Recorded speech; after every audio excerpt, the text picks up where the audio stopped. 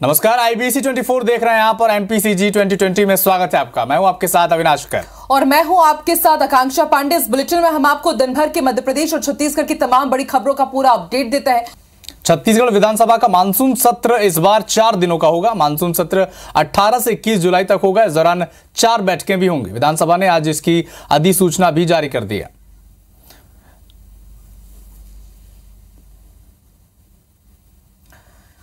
वहीं भोपाल के सतपुड़ा अग्निकांड पर आज सीएम शिवराज सिंह चौहान ने बड़ी बैठक ली। बैठक में मुख्यमंत्री ने अग्निकांड की उच्च स्तरीय जांच के निर्देश दिए हैं। जांच कमेटी को आज से ही जांच शुरू करने के निर्देश दिए गए। 3 दिनों के अंदर ये जांच रिपोर्ट देगी समिति। और इस बैठक में गृहमंत्री नरोत्तम मिश्रा, प्रभुराम चौधरी भी मौजूद रहे।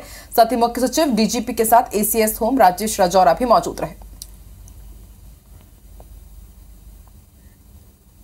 देश के 20 से भी ज्यादा राज्यों में आज मोदी सरकार के छठे रोजगार मेले का आयोजन किया गया। इसी क्रम में केंद्रीय मंत्री रेणुका सिंह ने रायपुर में आयोजित रोजगार मेले में 142 युवाओं को नियुक्ति पत्र दिए। देश भर में आयोजित रोजगार मेले का शुभारंभ प्रधानमंत्री नरेंद्र मोदी ने वर्चुअली किया। खबर भोपाल से, जहां कमलनाथ के आवास पर चुनावी मंथन किया गया। इस दौरान बताया जा रहा है कि वचन पत्र कमेटी की बैठक हुई और बैठक में वचन पत्र समिति के अध्यक्ष राजेंद्र सिंह समेत पूर्व मंत्री बाला बच्चन और सज्जन सिंह वर्मा भी मौजूद रहे और वचन पत्र को अंतिम रूप देने पर चर्चा की गई। वहीं राजधानी रायपुर में मुख्यमंत्री भूपेश बघेल ने अलग अलग मुद्दों पर बीजेपी को घेरा। सीएम ने धान खरीदी, किसान सम्मान निधि, बजरंग दल और जेपी नड्डा के बयान पर अपनी प्रतिक्रिया दी। इस दौरान सीएम ने धान खरीदी के क्रेडिट पर पलटवार किया। उन्होंने कहा कि बीजेपी झूठ बोलने में माहिर है। वहीं राजगढ़ के मोहनपुरा में आज किसान कल्याण महाकुंभ सम्मेलन आयोजित किया गया, जिसमें रक्षा मंत्री राजनाथ सिंह और सीएम शिवराज सिंह चौहान शामिल हुए। सम्मेलन में कृषक ब्याज माफी योजना की शुरुआत की गई।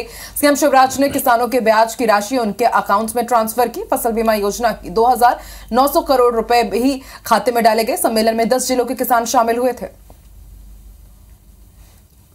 अंबिकापुर के पीजी कॉलेज ग्राउंड में शासकीय कार्यक्रम का आयोजन किया गया, जिसमें खुद सीएम भूपेश बघेल शामिल हुए। मुख्यमंत्री ने 193 हितग्राहियों को वन पट्टा दिया। साथ ही विशेष पिछड़ी जनजाति के 103 युवाओं को सहायक शिक्षक के पद पर नियुक्त कर नियुक्ति प्रदान पत्र भी सौंपा। अंबिकापुर में कांग्रेस के संभागीय सम्मेलन में पार्टी के तमाम दिग्गज नेता शामिल हुए। यहां एक बार फिर से कैबिनेट मंत्री TS सिंहदेव ने मनमुटाव का जिक्र किया। सिंहदेव ने कहा कि उनके और सीएम भूपेश बघेल के बीच कोई मतभेद नहीं है। कुछ लोगों ने मतभेदों का फायदा उठाने की कोशिश की, लेकिन वो इस खेल में पूरी तरह से सफल नहीं हो पाए। तो मुख्यमंत्री शिवराज सिंह चौहान की अध्यक्षता में कल मंत्रालय में बैठक होगी। बैठक में कई अहम प्रस्तावों को मंजूरी मिल सकती है। करीब 3 दर्जन प्रस्तावों पर चर्चा भी होनी है। बैठक में सिंगरौली में बनी नई एयर स्ट्रिप का 40 करोड़ का रिवाइज्ड बजट पेश किया जाएगा। इससे पहले बजट 35 करोड़ का था। खबर जांजगीर से, जहां भाजपा कार्यालय में जांजगीर चांपा विधानसभा क्षेत्र के संयुक्त मोर्चा की बैठक हुई और इस दौरान नेता प्रतिपक्ष नारायण चंदेल, विधायक रजनीश सिंह और भाजपा जिलाध्यक्ष गुलाब सिंह चंदेल भी मौजूद रहे। विधानसभा स्तरीय इस बैठक में भाजपा के युवा मोर्चा, महिला मोर्चा, किसान मोर्चा समेत 3 मोर्चा के पदाधिकारी शामिल रहे। तो अगली खबर टीकमगढ़ से, जहां बीजेपी के प्रदेश प्रभारी मुरलीधर राव ने प्रियंका गांधी के जबलपुर दौरे को लेकर निशाना साधा। मुरलीधर राव ने कहा कि राहुल और प्रियंका गांधी साइबेरियन पक्षी की तरह हैं। साथ ही उन्होंने कांग्रेस पर परिवारवाद का आरोप भी लगाया। कहा कि चुनाव के दौरान ही ये दोनों दिखाई देते हैं। बिलासपुर पहुंचे नेता प्रतिपक्ष नारायण चंदेल ने अलग अलग मुद्दों को लेकर राज्य सरकार पर निशाना साधा। उन्होंने कांग्रेस में विस्फोट की स्थिति पर नया बयान जोड़ते हुए कहा कि कांग्रेस में बड़ा विस्फोट भी हो सकता है और बड़ा विभाजन भी। उन्होंने कहा कि जब साइक्लोन आता है तो धीरे धीरे आता है और फिर बाद में उसकी गति बढ़ती है। MP में विधानसभा चुनाव से पहले बीजेपी ने एक बार फिर से वर्चुअल प्रचार की तैयारी शुरू कर दी है। बीजेपी ने बूथ मजबूती के लिए अब प्रदेश के सभी 64,100 बूथ पर डिजिटल रैली निकालने की तैयारी की है। 27 जून को होने वाली डिजिटल रैली के जरिए गांव-गांव में आयोजित कार्यक्रम में बड़ी LED पर प्रधानमंत्री मोदी के भाषण को सुनाया जाएगा। भारतीय जनता पार्टी मिशन 2023 के तहत नए मतदाताओं पर खासा ध्यान दे रही है और नए मतदाताओं को पार्टी से जोड़ने की भी जिम्मेदारी दी गई है। सोशल मीडिया के जरिए भी नए मतदाताओं को पार्टी से जोड़ा जा रहा है। इसके अलावा भारतीय जनता पार्टी हर विधानसभा में नए मतदाताओं का सम्मेलन भी कर रही है। वहीं भाजपा के आयोजन पर कांग्रेस ने तंज कसा है। आने वाले मध्य प्रदेश विधानसभा चुनाव में आम आदमी पार्टी सेंधमारी की तैयारी में। केजरीवाल ग्वालियर, इंदौर और जबलपुर में 3 बड़ी महारैली करने जा रहे हैं। 25 जून को ग्वालियर में रैली होगी, जिसमें दिल्ली के सीएम अरविंद केजरीवाल, पंजाब के सीएम भगवंत मान भी शामिल होंगे। पार्टी ने दावा किया कि ग्वालियर की महारैली में 1 लाख से ज्यादा लोगों को जुटाया जाएगा। छत्तीसगढ़ पीएससी परीक्षा में गड़बड़ी के आरोप में सीबीआई जांच की मांग को लेकर बीजेवाईएम के प्रतिनिधिमंडल ने राज्यपाल से मुलाकात की। प्रदेश प्रभारी विजय शर्मा ने परीक्षा में शामिल सभी प्रतिभागियों के आंसर शीट पब्लिक डोमेन में डालने की मांग की है। वहीं अब इस मुद्दे को लेकर बीजेवाईएम मुख्यमंत्री निवास घेरने की तैयारी कर रहे हैं। कार्यकर्ताओं ने बताया कि 19 जून को वो सीएम निवास का घेराव करेंगे। महात्मा गांधी को बिना डिग्री वाला बताने वाले जम्मू कश्मीर के उपराज्यपाल मनोज सिन्हा के खिलाफ गांधीवादी विचारक डॉक्टर राकेश पाठक ने ग्वालियर जिला कोर्ट में निजी परिवारवाद पेश किया। डॉक्टर पाठक ने मनोज सिन्हा के खिलाफ गांधी जी की मानहानि करने पर मुकदमा चलाने की भी अपील की। मामले में अगली सुनवाई 21 जून को होगी, जिसमें तय होगा कि मामला ग्वालियर में चलने योग्य है या नहीं। छत्तीसगढ़ में कांग्रेस बूथ लेवल पर कार्यकर्ताओं को मजबूत करने का काम कर रही है, तो वहीं दूसरी ओर रायगढ़ जिले में कांग्रेस अंतरकलह के दौर से गुजर रही है। गुटबाजी का आलम यह है कि दावेदार बैनर पोस्टरों में लगातार प्रोटोकॉल का उल्लंघन कर रहे हैं। कहीं विधायक तो कहीं मेयर या फिर संगठन अध्यक्ष को ही दरकिनार किया जा रहा है। संगठन हालांकि कह रहा है कि कार्रवाई की जाएगी। इधर कटनी पहुंचे पंडित धीरेन्द्र कृष्ण शास्त्री ने हिंदुओं को एकजुट होने की अपील की है। कहा कि भारतीय हिंदुओं को एक होने की जरूरत है। अगर भारत के हिंदू एक नहीं होंगे तो दिल्ली में साक्षी को 40 बार चाकू से मारा गया था, वो हमारी तुम्हारी बेटियों के साथ भी हो सकता है। सभी के भगवानों के दर्शन होंगे, इतने भी हली उल्लाह वाले हैं। अब भारतीय हिंदुओं को एक होने की आवश्यकता है। बहुत हो गया, जातिवाद में बहुत बट लिया, बहुत प्रपंचों में पढ़ लिया। अगर भारत के हिंदू एक नहीं होंगे तो जो बहन दिल्ली का साक्षी में 40 चाकू मारकर हुआ, वही हमारी तुम्हारी बहन बेटियों के साथ होगा। इसलिए हिंदुओं जग जाओ, अब घर से बाहर निकलना ही पड़ेगा। वहीं सख्ती से एक वीडियो वायरल हो रहा है, जहां 2 विधायक डांस करते हुए नजर आए। चंद्रपुर के कांग्रेस विधायक राजकुमार यादव और जैजैपुर विधानसभा के बसपा विधायक केशव प्रसाद चंद्रा का डांस सबको पसंद आ रहा है। दरअसल दोनों विधायक डबरा जनपद पंचायत के अध्यक्ष पत्रिका दयाल सोनी की बेटी के विवाह समारोह में पहुंचे थे। इस दौरान कार्यकर्ताओं के आग्रह पर विधायकों ने महफिल में रंग जमा दिया।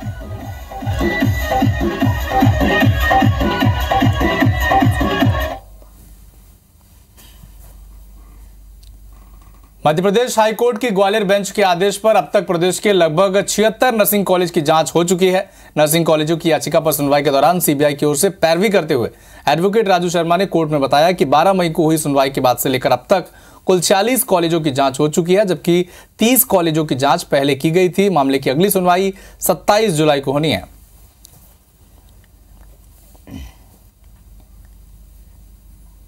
मध्य प्रदेश में बोरवेल के गड्ढों में आए दिन मासूम बच्चों के गिरने की घटनाओं पर जबलपुर हाईकोर्ट ने सख्ती दिखाई है। स्वतः संज्ञान लेते हुए जनहित याचिका दायर कर प्रदेश के मुख्य सचिव और पीएचई विभाग के प्रमुख सचिव के खिलाफ नोटिस जारी किया गया। हाईकोर्ट ने सरकार के दोनों ही आला अधिकारियों से 4 हफ्ते में जवाब मांगा है और ये पूछा है कि आखिर सरकार और शासन बोरवेल में गिरने की मासूमों की जो आए दिन खबरें आ रही हैं उसको लेकर के क्या कर रहा है। एमपी में कृषि उपज मंडियों में चुनाव नहीं होने का मामला अब हाईकोर्ट तक जा पहुंचा है। सुनवाई के दौरान हाईकोर्ट की ग्वालियर बेंच ने सरकार से पूछा कि आखिर ऐसी कौन सी परिस्थिति आ गई है जिससे 2013 से चुनाव नहीं हो सके हैं, जबकि नियम ऐसा है कि हर साल चुनाव कराने हैं। ऐसे में चुनाव नहीं होने से किसान मंडियों में परेशान है और मंडियों में उनकी कोई व्यवस्था तक नहीं है।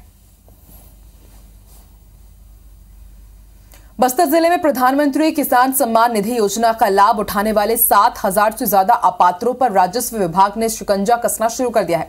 कृषि और राजस्व विभाग ने 7,195 किसानों को नोटिस भेजा है और राशि की मांग की, जिसके बाद जिले में अपात्रों ने 5 लाख रुपए वापस लौटा दिए हैं। वहीं अपात्रों का कहना है कि नियमों की जानकारी नहीं होने के कारण उन्होंने आवेदन किया। भोपाल में शिक्षक दर दर भटक रहे हैं। भर्ती परीक्षा साल 2020 में हुई थी, लेकिन अब तक नियुक्ति नहीं हो सकी है, जिसे लेकर शिक्षा मंत्री इंदर सिंह परमार के निवास पर शिक्षक जा रहे थे, लेकिन रास्ते में ही पुलिस ने शिक्षकों को रोक दिया। शिक्षकों का कहना है कि लगातार कई साल से मांग करते आ रहे हैं, लेकिन मंत्री जी मिलते नहीं हैं और पुलिस रास्ते में रोक देती है।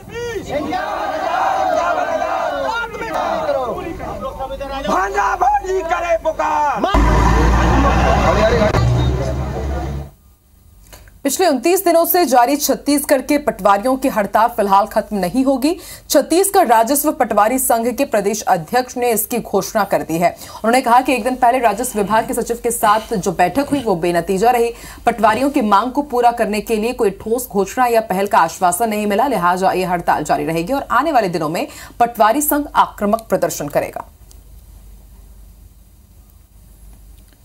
पिछले दिन इंदौर नगर निगम के बजट में शहर की जनता पर नया टैक्स नहीं लगाने की घोषणा पर अब सियासत शुरू हो गई है। नेता प्रतिपक्ष चिंटू चौकसी ने महापौर पर निशाना साधा। कहा कि शहर की 500 से ज्यादा कॉलोनियों में कार रेड जोन जारी करते हुए कहा कि रेड जोन को बदलकर जनता पर आर्थिक भार डालने का काम किया जा रहा है।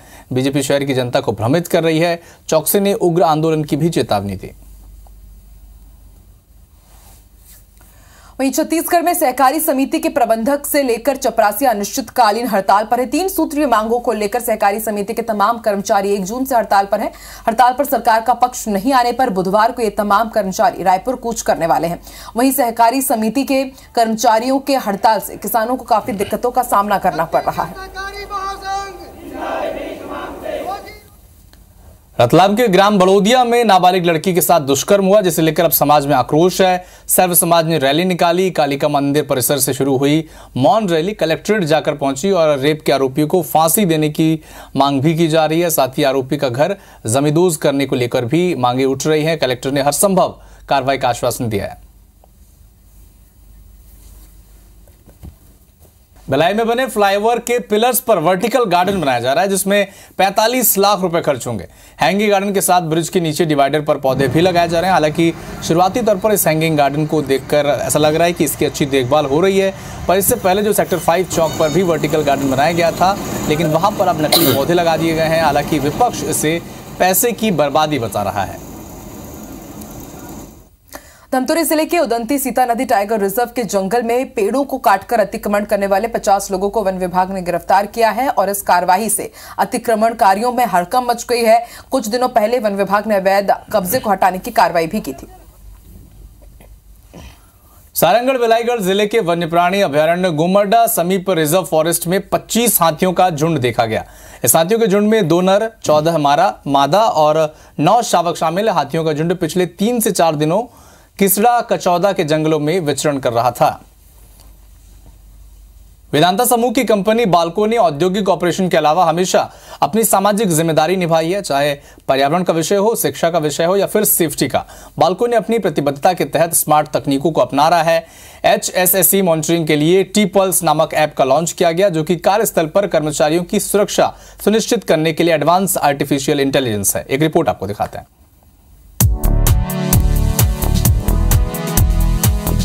वेदांता समूह की company Bharat aluminium company limited ने HSSE मॉनिटरिंग के लिए T-Pulse लॉन्च किया है, जो कर्मचारियों की सुरक्षा सुनिश्चित करने के लिए एडवांस आर्टिफिशियल इंटेलिजेंस का उपयोग करता है। औद्योगिक इकाई को ऑपरेट करने के लिए अलग अलग स्तरों पर स्मार्ट तकनीकों के अपनाए जाने से उत्पादकता में बढ़ोतरी तो हुई है, साथ ही सुरक्षा संस्कृति को भी बढ़ावा मिला है। T-Pulse HSSE मॉनिटरिंग सिस्टम एक केंद्रीकृत AI आधारित तकनीक है, जो एकीकृत कैमरों के माध्यम से वास्तविक समय में संयंत्र के अंदर सुरक्षित कार्य की निगरानी करता है। इसकी मदद से निर्माण परियोजनाओं, शटडाउन और टर्न अराउंड में सुरक्षा जोखिमों को प्रबंधन करने में मदद मिलती है। साथ ही ये कैमरा, सेंसर, एज डिवाइस और ड्रोन डेटा पर बनाए गए सबसे व्यापक AI मॉडल में से एक का उपयोग करता है। कैमरों की मदद से ये तकनीक संयंत्र को पूरी तरह से कवर करने और वास्तविक समय में असाधारण स्थितियों और खतरों का पता लगाने में कारगर है। इस तकनीक से PPE, job safety, communication, work and height, confined space, housekeeping, dropped objects, lifting and hoisting और traffic interference and vehicle safety जैसे जोखिमों की पहचान की जाती है। इसके साथ ही व्यावसायिक इकाइयों में सुरक्षा बढ़ाने के लिए बाल्को ने व्यापक रूप से तकनीकों को तैनात किया है। बाल्को के मुख्य कार्यकारी अधिकारी एवं निदेशक राजेश कुमार ने बताया कि बाल्को औद्योगिक स्वास्थ्य, सुरक्षा, पर्यावरण और सस्टेनेबिलिटी के विश्व स्तरीय मानदंडों का पालन करने के लिए प्रतिबद्ध है। T-Pulse HSSE मॉनिटरिंग के लॉन्च के साथ हमने शून्य क्षति, शून्य अपशिष्ट और शून्य उत्सर्जन की नीति के लक्ष्य को प्राप्त करने की दिशा में एक महत्वपूर्ण कदम उठाया है।